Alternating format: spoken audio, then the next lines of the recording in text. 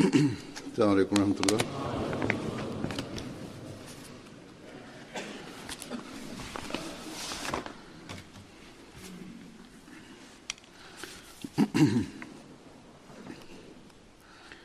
أشهد أن لا إله إلا الله وحده لا شريك له وأشهد أن محمدا عبده ورسوله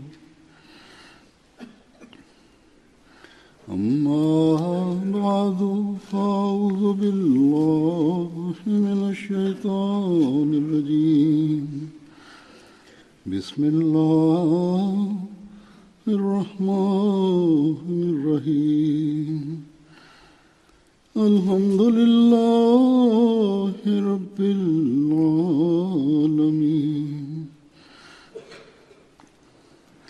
الرحمن الرحيم مالك يوم الدين إياك نعبد وإياك نستعين اهدنا الصراط المستقيم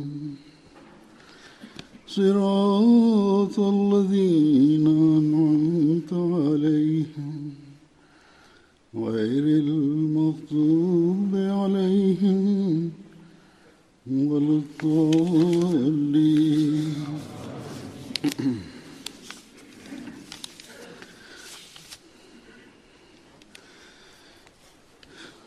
बारह रबीउल अव्वल का दिन वो दिन है. After reciting the Tashahhud, Tawuz and Surah Al-Fatiha, Hazrat Amir al-Mu'mineen Ayyadahullah Ta'ala ibn Sirzi stated, The 12th of Rabiul Awwal is the day when that light came to the world, which was referred to by Allah the Exalted as Sirajum Munir, i.e. the lamp that radiates bright light.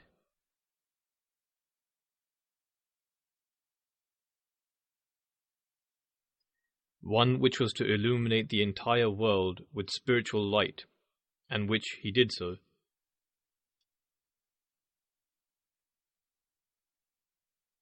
It was to be the one to establish the kingdom of God the Exalted on this earth, and indeed it did so.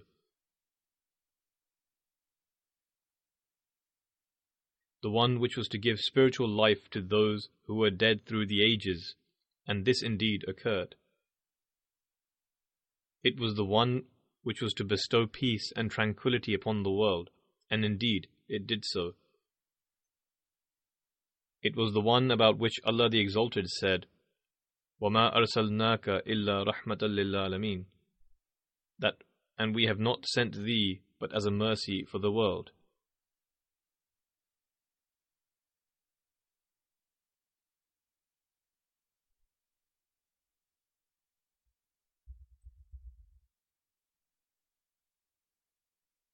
He was not only a mercy for humanity, but for all creatures too.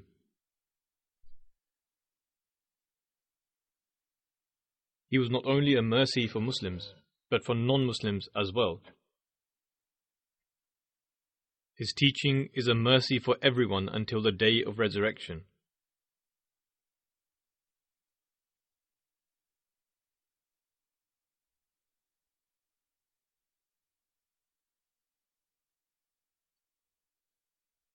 Allah the Exalted said to His followers that this Messenger of Allah is an excellent model for you, as it has been stated, لَقَدْ كَانَ لَكُمْ فِي رَسُولِ اللَّهِ أُسْوَةٌ حَسَنَةٌ.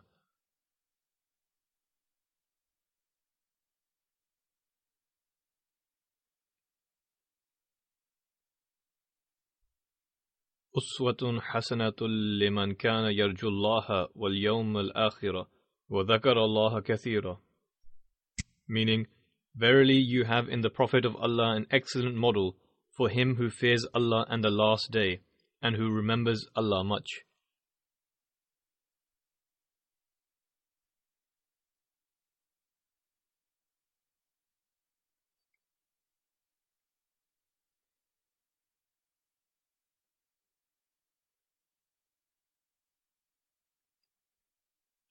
Thus, a Muslim cannot be deemed a Muslim without following this excellent model.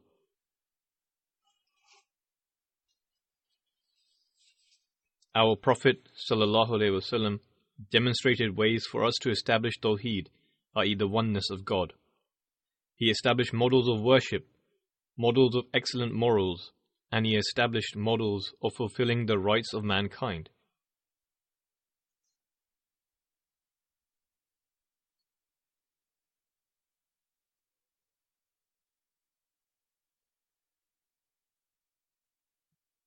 However, it is regrettable that although the majority of Muslims claim to have love for him, yet their conduct is contrary to what our Master, Muhammad, the Holy Messenger of Allah ﷺ, taught, and in complete contrast to the practical example he showed. He came as a mercy for all mankind. These people who claim to love him and are celebrating the 12th of Rabiul Awwal with great fanaticism, instead of making a resolution by declaring, O Prophet of Allah ﷺ, we will act upon your example and spread mercy all around us.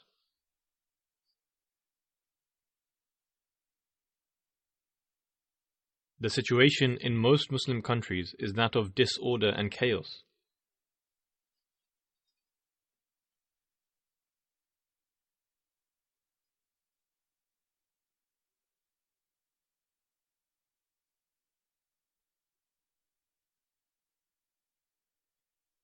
On this joyous day, the conduct of every Muslim should have shown that the Prophet we follow is the Prince of Peace, and that he is the mercy for the entire world.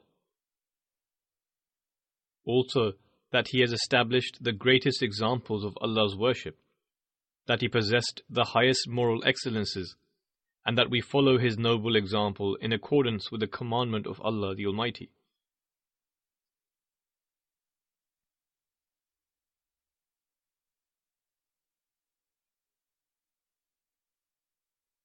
Hence, fountains of love, affection, and peace will spring from us owing to the delight of the day on which our Prophet ﷺ was born.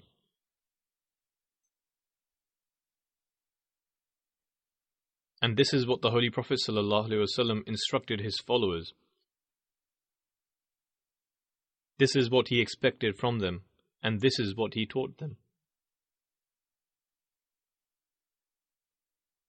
As I mentioned earlier, however, in complete contrast to this, most Muslim countries are in a state of complete disarray. Even the non-Muslims feel afraid of Muslims at certain places. Due to a fear that the fire of disorder and chaos may spill out from one place to another, mobile services in some towns of Pakistan had to be shut down today. There is a strong police presence at every corner and every street. Is this the way to celebrate the birthday of the Prophet ﷺ, that every civilized person is left in a state of fear, and that the government has reservations with regards to implementing law and order?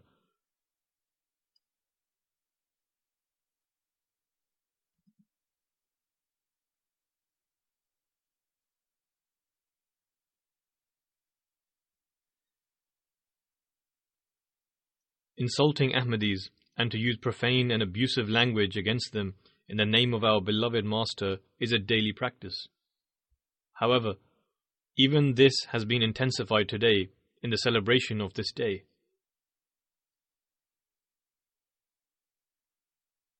In their perception, they are elevating the dignity and honor of this magnificent Prophet by doing so.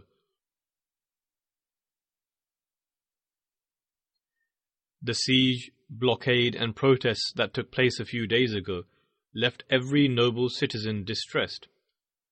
The daily life had stopped. People who felt sick were unable to go to hospital. Schools were closed, and on top of that, shops were also closed.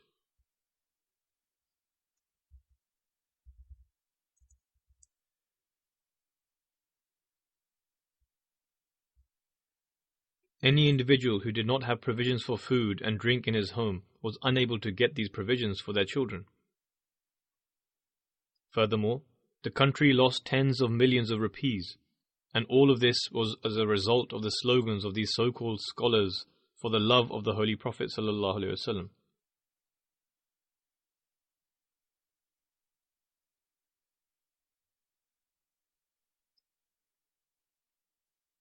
i.e. that Prophet who is a mercy for all of mankind, and who taught us to observe the rites of the pathways.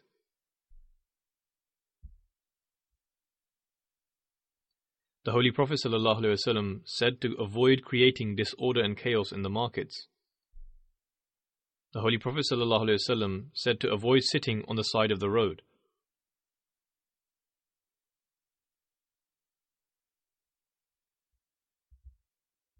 The companions replied by saying that they are compelled to sit on the roads, as in those days there was no places and offices allocated for businesses, where they were able to discuss matters relating to business. And therefore, they did so while sitting in the markets and on the side of the roads. After hearing this, the Holy Prophet ﷺ said, "Then you must fulfill the rites of the pathways." He was asked, "O Prophet of God ﷺ, what are the rights due to pathways?" The Holy Prophet ﷺ replied, "Lower your gaze and refrain from causing grief to others. This is the right due to pathways.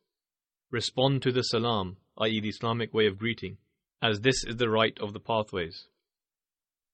Encourage and emphasize a virtuous act and hinder others from vices, as this is the right due to pathways." However, these people were closing the roads and causing harm to others in the name of honoring the Holy Prophet ﷺ. Despite this, these people are the custodians of religion in their opinion, and they may call a person a disbeliever or a believer according to their own wishes. Nevertheless, these are their deeds, which are merely for the attainment of their vested interests. These actions do not have the least in common with the teachings and the example of the Holy Prophet ﷺ. These people may continue to do as they please. However, our task as Ahmadis is to examine every aspect of the example of the Holy Prophet ﷺ and to try our utmost to act in accordance with this. We must do so to the best of our strengths and capabilities.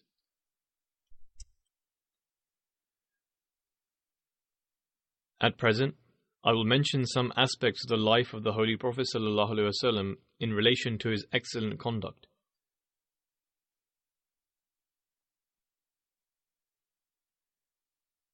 With regards to the love the Holy Prophet ﷺ had for Allah the Exalted, the promised Messiah ﷺ states at one place, "The Holy Prophet ﷺ was immensely in love and lost in the one Supreme Being. Subsequently, he acquired what no one else in the world had acquired before." The Holy Prophet ﷺ had such great love for Allah the Exalted that even the common man would say, "Ashika Muhammadun ala Rabbi," that Muhammad ﷺ has fallen in love with his Lord.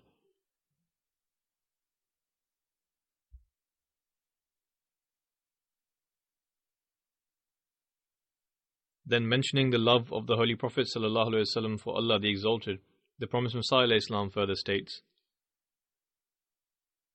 "When these verses were revealed, that the idolaters are impure, unclean, the worst creation, foolish, and the progeny of Satan, and that their idols are the fuel of the fire and the hell, Abu Talib called the Holy Prophet ﷺ and said, 'O my nephew, as a result of your insults, the tribe has now become extremely enraged, and it is nigh that they may destroy you as well as myself. You have called their intelligent men foolish, and their elders the worst of creation. You have called their respected idols the firewood of hell, and the fuel of the fire. Furthermore, you have called them the progeny of Satan and impure. Out of goodwill, I asked you to hold your tongue and refrain from this abuse. Otherwise, I do not have the strength to oppose these people. This is what his paternal uncle said to him. The promised Messiah ﷺ stated, in reply to this, the Holy Prophet ﷺ said, "O dear uncle, this is not abuse, rather it is stating the truth, and it is being stated on its appropriate occasion. This is the very task for which I was sent. If I am to die in this cause, then I gladly accept this death. My life has been dedicated for this very cause. I cannot refrain from stating the truth out of fear of dying. O uncle, if you are concerned about your weakness and your struggle, then take me out of your protection. By God, I am not the least in need of you. I will never refrain from conveying the commands of God. The commands of my Lord are dearer to me than my life. By God, if I am to be killed in this cause, then I desire to repeatedly be revived and always die in this very cause. This is not a state of fear for me. Rather, it is a state of absolute pleasure to face hardships in this cause." The Holy Prophet ﷺ was delivering the speech, and emotions filled with truth and light were visible on his face. When the Holy Prophet ﷺ had concluded the speech, seeing the light of the truth, Abu Talib uncontrollably started to shed tears and said to the Holy Prophet ﷺ, "I was unaware of this extraordinary state of yours. You are in an altogether different state of glory and magnificence. Go and continue your task. I will support you as long as I am alive and as far as I am able to." Today, Ahmadis are accused of being disbelievers as they have accepted Mirza Ghulam Ahmad of Qadian. We read and hear the incident that I have related in history. However, the devotion and heartfelt state in which the promised Messiah ﷺ has narrated this incident also manifests his love for Muhammad of Arabia ﷺ.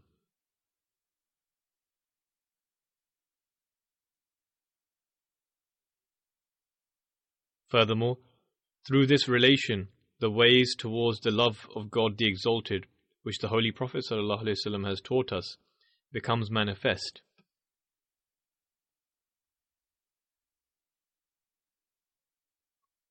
Then, in relation to this aspect of the life of the Holy Prophet ﷺ, that is, the love for the Holy Prophet ﷺ, the promised Messiah ﷺ further states, "Thus, I always look at this with astonishment of what high status this Arabian prophet is, whose name was Muhammad ﷺ. May thousands of blessings and peace be upon him. It is impossible to gauge the limit of his high status, and it is not the task of man to gauge his spiritual power. It is unfortunate that his status has not been recognized as was its due right.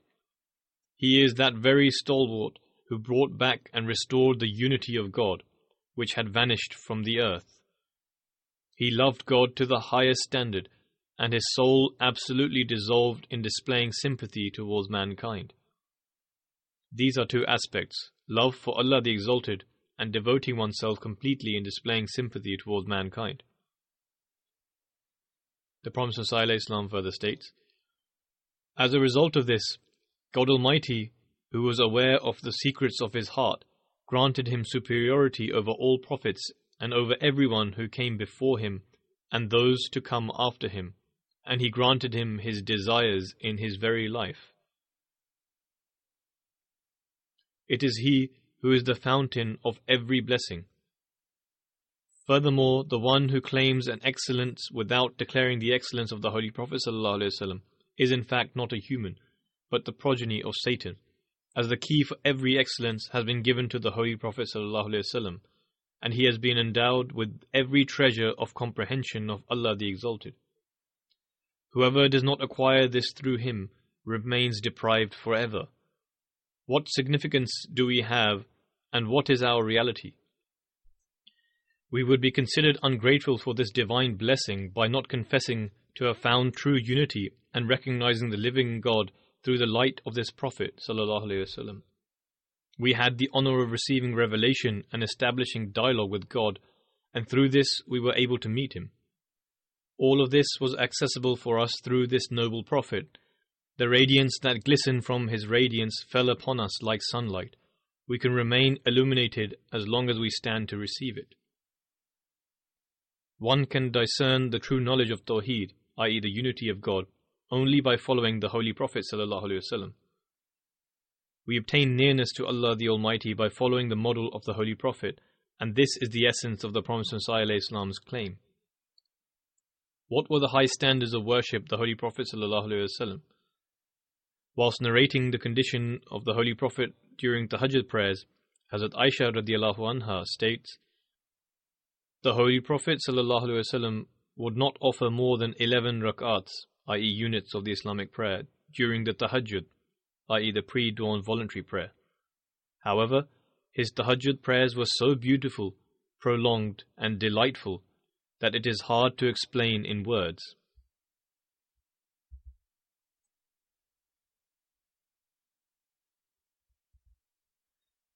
According to one narration, a companion witnessed the Holy Prophet ﷺ while he was offering voluntary prayers in seclusion. This companion narrates that due to the intense lamentation, he could hear such sounds from the Holy Prophet's chest that were akin to noises produced from a kernstone. According to another narration, this sound was similar to that of a pot of boiling water. It is mentioned in some narrations that the Holy Prophet ﷺ used to stand in prayers for such a long time that his feet would swell up and his skin would rupture. Hazrat Aisha radiallahu anha narrates that once I said to the Holy Prophet ﷺ, O Messenger of Allah, why do you undertake such discomfort when Allah Almighty has forgiven all your past and future sins? The Holy Prophet ﷺ responded by saying, should I not desire to become a grateful servant of Allah the Almighty? What impact did the standards of the Holy Prophet's worship have on the companions? Whilst commenting on this, the Promised Messiah ﷺ says, I say this with great emphasis that regardless of how staunch an enemy is, whether they are a Christian or an Arya, when they examine the condition of pre-Islamic Arabia and the transformation that took place through the teachings of the Holy Prophet ﷺ and its overall impact, then such a person will have no choice but to testify in favor of the veracity of the Holy Prophet ﷺ. It is quite simple to comprehend that the Holy Quran has depicted the condition of pre-Islamic Arabs in such a manner that it states, يَأْكُلُونَ كَمَا تَأْكُلُ الْأَنَامُ, which means they eat just as the cattle eat, and their condition was comparable to animals. This was their state when they were disbelievers. However, when the pure effects of the Holy Prophet ﷺ brought about a transformation in them, they reached such a condition that the Holy Quran states, يَبِيتُونَ لِرَبِّهِمْ سُجَّدًا وَقِيَامًا, which means, and who spend the night before their Lord in prostration and standing. The Promised Messiah ﷺ states that the change which the Holy Prophet ﷺ brought about in the barbaric people of Arabia, the pit from which he removed them, and the height and station to which he raised them to, seeing the sketch of this whole state will make a man cry helplessly as to how he brought about this astounding revolution.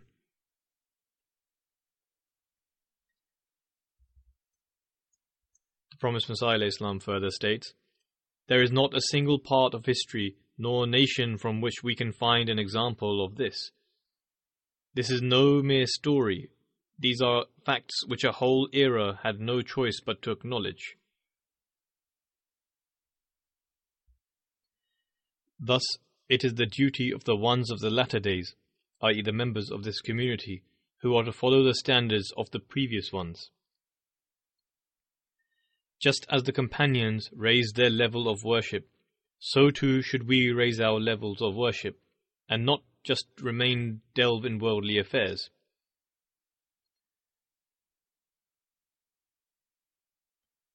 Auxiliary organizations and the community's main organization report that such and such percentage perform the prayers, 40%, 50%, or even 60%. Until we do not make 100% of worshippers, we cannot sit comfortably. Not only is it the duty of the administration, but also every person must analyze themselves as to what state they are in. The Holy Prophet ﷺ was also a great example of truthfulness. Listen to the account of one of the fiercest enemies of Holy Prophet ﷺ, Nazr bin Haris. One day the chiefs of Quraysh were gathered, and among them Abu Jahl and Nazr bin Haris were present.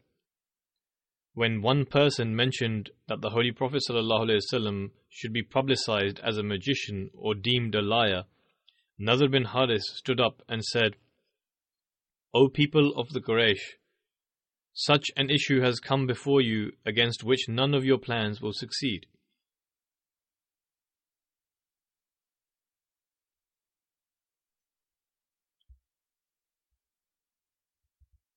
Muhammad was a young man amongst you, and was the most beloved to all of you, the most truthful, the most trustworthy. And now that you have seen the signs of his old age, i.e., when his white hair started to grow, and with the message he has brought, you have said that he is a magician, whereas there is no sign in him of conjuring magic. We have also seen magicians. You have said that he is a soothsayer. We have also seen soothsayers, and he is not at all one. You have said that he is a poet. We also know every kind of poetry, but he is not a poet. You have said that he is a madman, yet there is no sign of madness in him.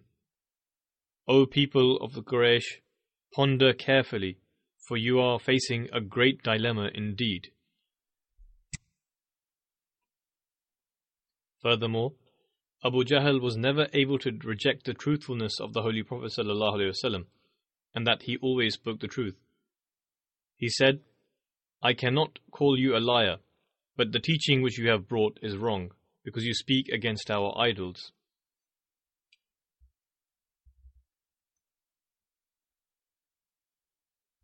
Abu Sufyan also said the same thing in the court of Heraclius, that the Holy Prophet ﷺ never lied, and always imparted speaking the truth. Hence, even his most fiercest enemies could not call him a liar, and this in itself is a great proof of the truthfulness of his prophethood. A Jewish scholar who witnessed his countenance once said that this cannot be the face of a liar. Thus, even today, the high levels of truthfulness of his teachings and actions, which can bring a non-Muslims closer to Islam. Lies, fabrications, and deceptions can increase one in their hatred for Islam, but it cannot bring one closer to Islam. Such worldly talk and efforts to establish their control, and the so-called scholars seek to keep their position at the pulpits by speaking falsehood, can never prove beneficial to Islam.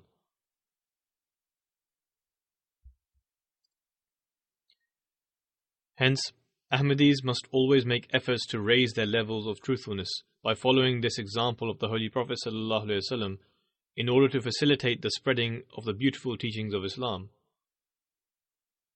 It is important in preaching for both words and deeds to be corresponding. If there is no truthfulness in one's actions, then people will also take religious teachings as false. The existence of God is a truth. The religion of Islam is a truth. Today, it is our duty to spread this truth by means of truthfulness.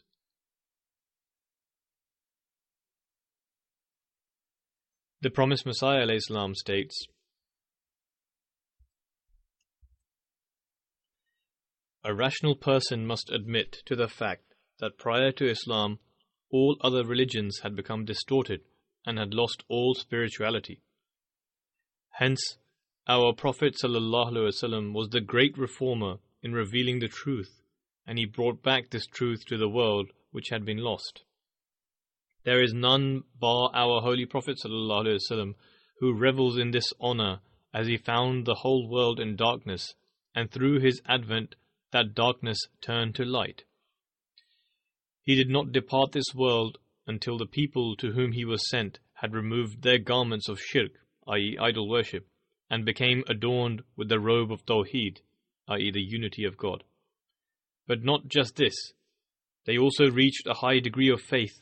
Truthfulness, loyalty, and conviction were manifest in them, the likes of which are unparalleled in the history of the world. This success and the extent of this success was not granted to any prophet except the Holy Prophet ﷺ. It is a great sign of the truthfulness of his prophethood that he is sent and appeared in such a time which was completely immersed in darkness, which of course required a distinguished reformer. Then he left this world in such a time when hundreds of thousands had abandoned shirk and idol worship and adopted Tawheed and righteousness. In reality, this reformation is unique to him, that he taught virtuous human values to a people with barbaric habits and savage tendencies. In other words, we can say that he turned beasts into men, then men into well-educated men, then well-educated men into godly men. Then he breathed in them spirituality and created a link between them and God.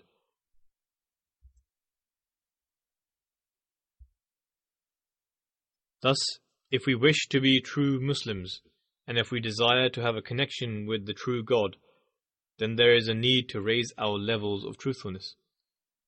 If anyone can do this today, it is only Ahmadis, because they have pledged to the Imam of the age that they will give preference to their faith over the world. So do not let this remain a mere oath, but instead every action of every Ahmadi must bear testimony to it. Only then will the truthfulness of this oath be made manifest.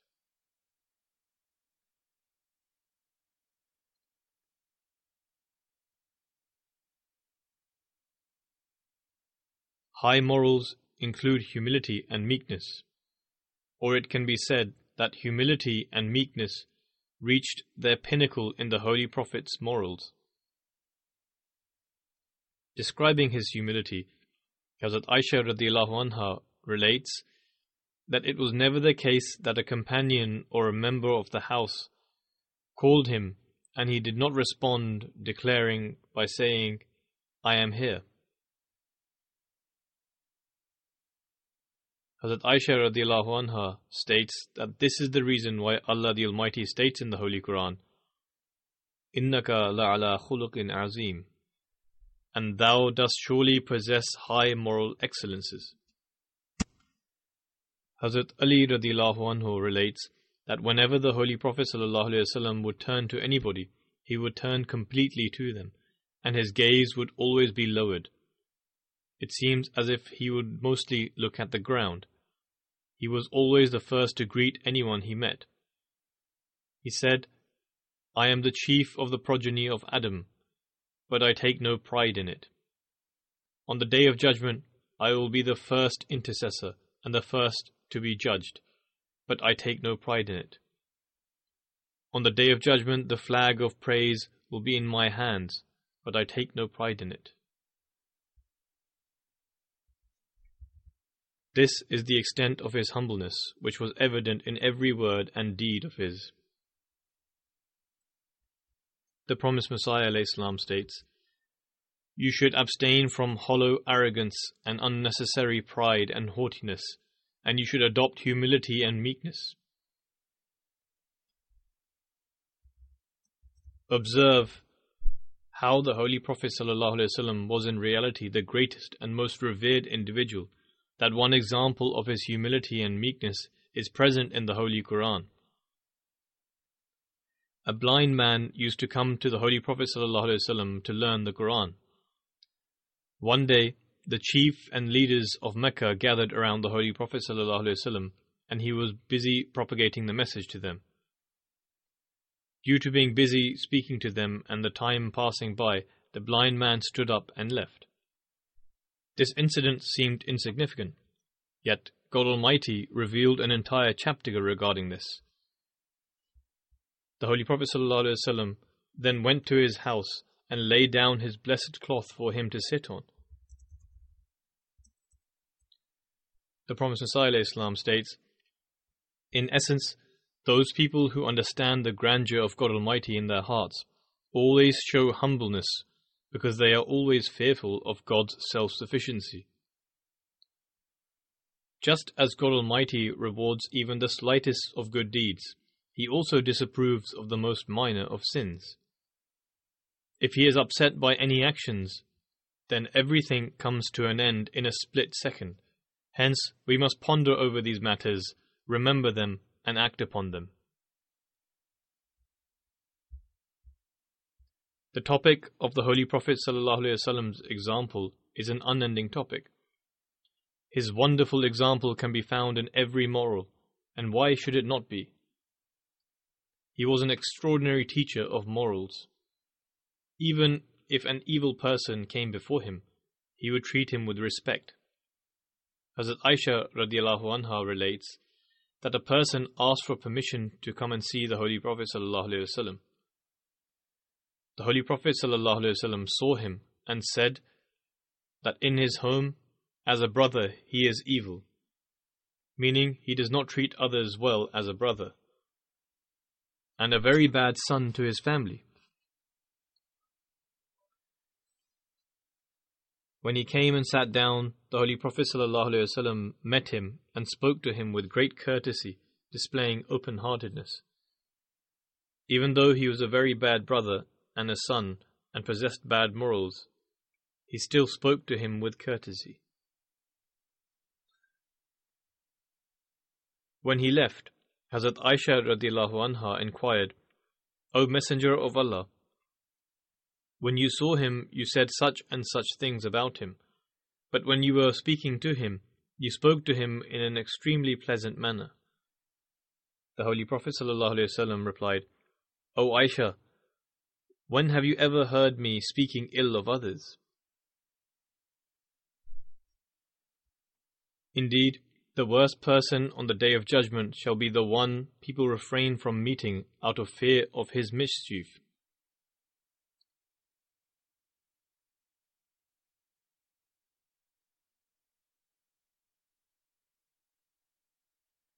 When the Holy Prophet ﷺ was once asked, "O Messenger of Allah, how can I be sure if my conduct is good or not?" The Holy Prophet ﷺ replied, "As long as your neighbors concur and say you are good, then be sure that your conduct is good.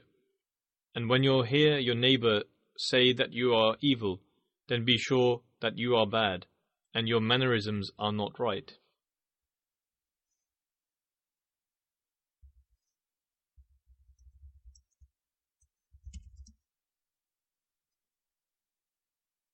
Thus, it is incumbent that our morals and behavior are always good, and this should be a habit of every Ahmadi today.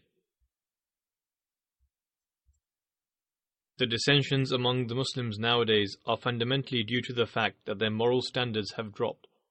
They have forgotten the noble example of the Holy Prophet ﷺ, and their claims are empty. In one place, whilst mentioning the perfect example of the Holy Prophet ﷺ, the Promised Messiah ﷺ states, "The Holy Prophet ﷺ was an example for all things. Observe the life of the Holy Prophet ﷺ as to how he treated women. In my opinion, He who stands in opposition to women is a coward and weak. Study the life of the Holy Prophet ﷺ, and you will realize that he was a civilized and courteous person. Despite possessing a wonderful awe, if an elderly woman asked him to remain at a certain place, he would remain standing on that same place until she would grant him permission to move. He would purchase his own goods for himself. Once he bought something, and a companion of his offered to carry it for him. The Holy Prophet ﷺ replied that whoever it belongs to should carry it. The Promised Messiah ﷺ states that we should not take this to mean that he would carry bundles of wood as well. From these instances we learn of the Holy Prophet ﷺ's simplicity and the high level of frankness. The Promised Messiah ﷺ then states, "Observe our Holy Prophet ﷺ, how 13 years of his prophethood was spent in great difficulties and hardships, and 10 years of power, prosperity, and administration. In opposition there were many people. First of all, there were his own people, then the Jews, the Christians, the group of idol worshippers, the Magians, whose job was to worship idols. Those who had firm belief that their idols were akin to God would do nothing that was against the grandeur of their idols. The extent of their drinking was such that they would drink 5 or 7 times in a day. Indeed, it was used in place of water. Forbidden things were seen as lawful, and killing had no more significance to them than mere vegetables. Hence, he came at a time when the ills and the corrupt beliefs of all the nations of the world had reached its culmination in those people, and thus had to deal with this and seek to reform them. What is more is that that time was one of loneliness, roaming around without any friend or helper, sometimes not finding anything to eat, at times sleeping famished, and the few companions he did have were also treated very badly, i.e. in the state of Mecca was so bad that it got to the point of starvation, and the Muslim companions would be beaten on a daily basis. The Prophet ﷺ states that they were helpless and weak. They were wandering here and there. They were evicted from their own hometown. Then there was a second period of the Holy Prophet ﷺ, where the whole of Arabia from one end to the other came under his control. No one could do anything in opposition, and such an awe and power was granted by God Almighty, that if he so willed, the Holy Prophet ﷺ could have destroyed the whole of Arabia. If he was a selfish man, he had the perfect opportunity to exact revenge on them for their constant ill treatment. When he conquered Mecca, he exclaimed, "La tathriba alaykum al-yawm," i.e., no blame shall lie on you today.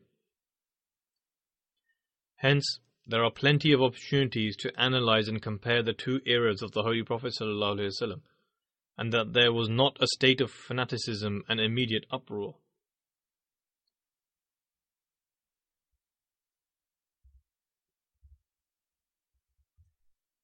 The high morals of the Holy Prophet ﷺ were really put to the test, and his patience, piety, sympathy, courage, and generosity, etc., were all made manifest. There was no morals which had not been yet displayed.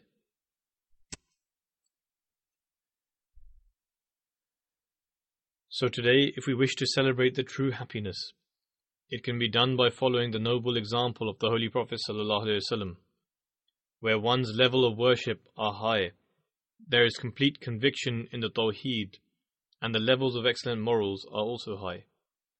If this is not the case, then there is no distinction between us and others. Those who are dispersed and by following temporary leaders and so-called scholars are a source of constraint for others. There is no distinction between them and us if we do not act upon it. The requirement of the pledge of the allegiance to the Promised Messiah ﷺ is that all our deeds are done with the example of the Holy Prophet ﷺ in mind. May Allah enable us all to do this. Whilst mentioning the high status of the Holy Prophet ﷺ, the Promised Messiah ﷺ states, "That man who was the most complete and flawless individual and the perfect Prophet, who came with absolute blessings through which there was a spiritual revival, an upsurge, and the first manifestation of the Day of Judgment revealed itself to the world, and through whom an entire world of spiritual dead came to life. That blessed Prophet was the seal of all the prophets, leader of the pure, seal of all the messengers, and pride of the prophets, Muhammad, the chosen one, sallallahu alaihi wasallam. O beloved God, send down your blessings and mercy on this beloved Prophet, which you have not sent down on anyone since the beginning of time. If this noble Prophet had not appeared in the world, then we would have no proof of the truthfulness of prophets of lesser rank, such as Jonah, Job, Jesus son of Mary, Malachi, John, Zechariah, etc. Yet they were all granted closeness, honored, and were the beloved of God. It is the virtue of this Prophet that these people have been accepted as truthful. Allahumma salli wa sallim wa barik alayhi wa alihi wa ashabihi ajma'in wa akhiru da'wana and alhamdulillahi rabbil alameen. I.e., O Allah, send blessings and your mercy upon the Holy Prophet sallallahu alaihi wasallam, his family and his companions. And the conclusion of their prayer shall be, all praise be to Allah, Lord of all the worlds. After the prayers, I will lead a funeral prayer in absentia of respected Sister Salma Ghani Sahiba. She lived in Philadelphia, USA, and passed away on 20th of November at the age of 83. Inna lillahi wa inna ilayhi rajiun. To Allah we belong, and to Him shall we return. Amir Sahib, i.e. the national president of the USA Jamaat, writes, in 1960 or 61, at the age of 24, she performed the Bayat, i.e. the Pledge of Allegiance, and joined the community. She was a school teacher by profession. In 1975 and 76, she had the opportunity to attend the Jalsa in Rabwa. She recalled the incidents from the visit very fondly, and also about meeting with Hazrat Khalifatul Masih III, rahimahullah. She had the opportunity to serve as Sadr Lajna, i.e. president of the Auxiliary Organization for Ladies, for 15 years. She worked with great diligence and took the Auxiliary Organization of Lajna Maila to a whole new level.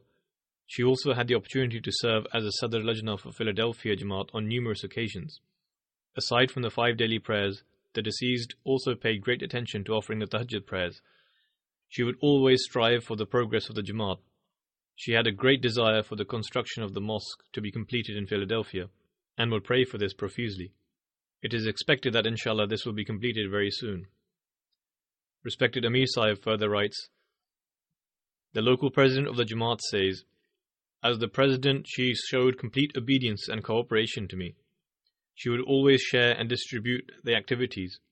The local president further states, 2 months earlier she was diagnosed with a cancer of the stomach, and when I went to meet her a week before she passed away, she told him to listen to her wasiyat, i.e. her will, in which she said, doctors tell me that I have approximately 4 to 6 months to live, but I know I only have a few days. You will lead my funeral prayer and should not prolong the wait for more than 3 days. The funeral prayer will take place at the mosque in Willingboro, and the arrangements for the coffin have been made in Philadelphia. The deceased did not have any children, and no one else in her family was an Ahmadi or a Muslim. However, she had a very good relation with her siblings and other members of her family.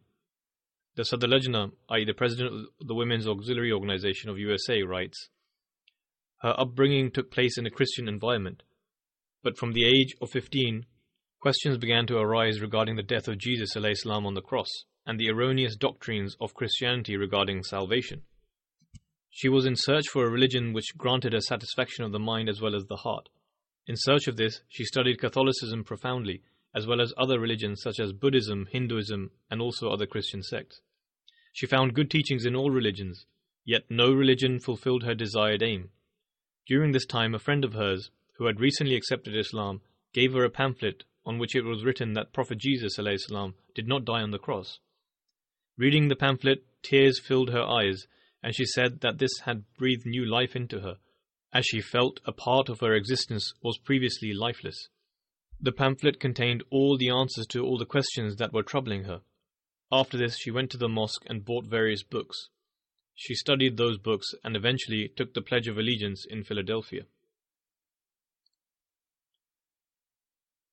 Until her last moments, she made that her home. On one occasion, she stated that it was the pamphlet which mentioned that Jesus did not die on the cross that led her to accept Islam, which is the true and genuine religion.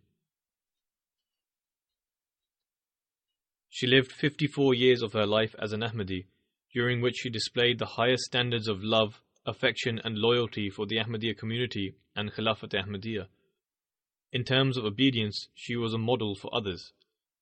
During the time of Hazrat Khalifatul Masih IV, rahimahullah, she had the opportunity to serve as Sadr Lajna of USA for 15 years, after which she also served as an honorary member of Lajna-e-Maila.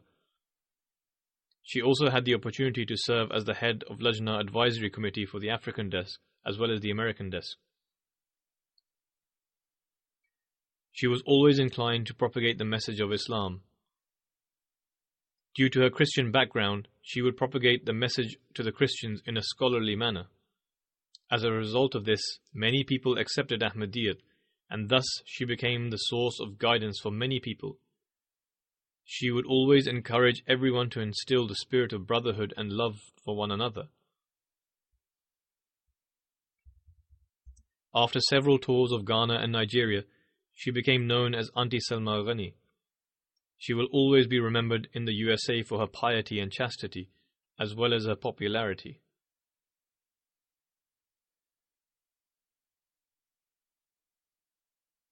May Allah the Almighty elevate the status of the deceased and grant steadfastness to those who accepted Ahmadiyya due to her.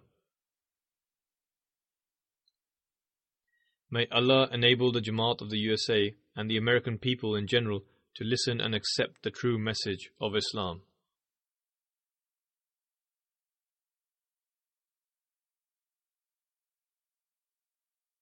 Alhamdulillah, nahmaduhu wa nasta'inuhu wa nastaghfiruhu wa nu'minu bihi wa natawakkalu alayhi wa na'udhu billahi min shururi anfusina wa min sayyiati a'malina. من يهده الله فلا مضل له ومن يضلل فلا هادي له ونشهد أن لا إله إلا الله ونشهد أن محمدا عبده ورسوله عباد الله رحمكم الله إن الله يأمر بالعدل والإحسان وإيتاء ذي القربى وينهى عن الفحشاء والمنكر والبغي يعظكم لعلكم تذكرون اذكروا الله يذكركم وادعوه يستجب لكم ولذكر الله أكبر.